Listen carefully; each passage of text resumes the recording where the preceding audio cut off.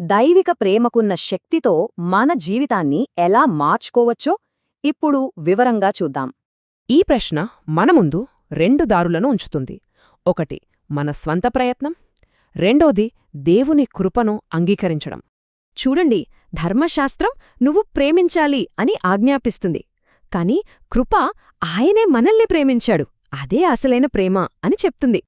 ఈ ఇద్దరి కథలు వింటే ఆ రెండు మనస్తత్వాల మధ్య ఉన్న తేడా మనకు స్పష్టంగా అర్థమవుతుంది.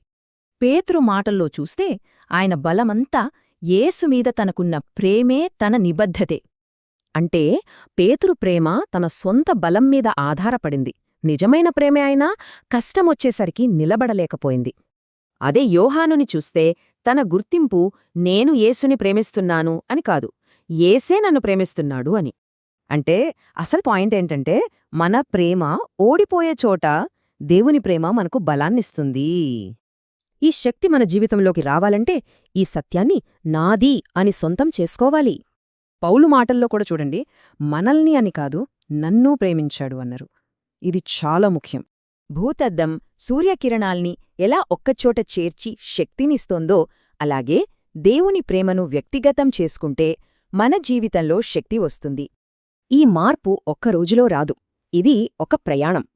పేతురు జీవితంలో దీన్ని మనం స్పష్టంగా చూడొచ్చు. అంటే పేతురు నేను పాపిని అనే దగ్గరనుంచి దేవుడు నన్ను ప్రేమిస్తున్నాడు అనే స్పృహలోకి మారాడనమాట. అసలైన ఆధ్యాత్మిక ఎదుగువల అంటే ఇదే.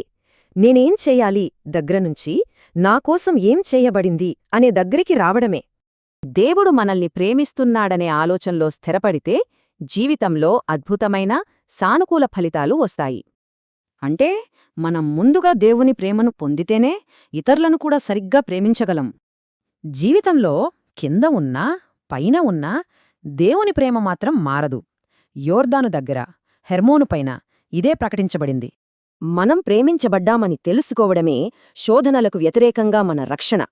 అందుకే శోధన ముందుగా ఆ గుర్తింపునే దెబ్బతీస్తుంది. మన ఫీలింగ్స్ ఎప్పుడూ మారుతూ ఉంటాయి, కాని దేవుని ప్రేమ మాత్రం ఎప్పటికీ మారదు. అది ఒక లంగర్ లాంటిది. మరి ఇంతకీ మనం పట్టుకోవాల్సిన ఆ చివరి కీలకమైన నిజమేంటి? ఆయన ప్రేమించే ఆ వ్యక్తిని నేనే. ఈ ఒక్క మాట చాలు మన జీవితం స్థిరంగా మారిపోవడానికి. ఇదే పునావి. ఈ సందేశం మిమ్మల్ని బలపరిస్తే లైక్ చేయండి, షేర్ చేయండి. ఇది అవసరమైన వాళ్లకి చేరడానికి సహాయపడండి. నాకోసం కూడా ప్రార్థించండి.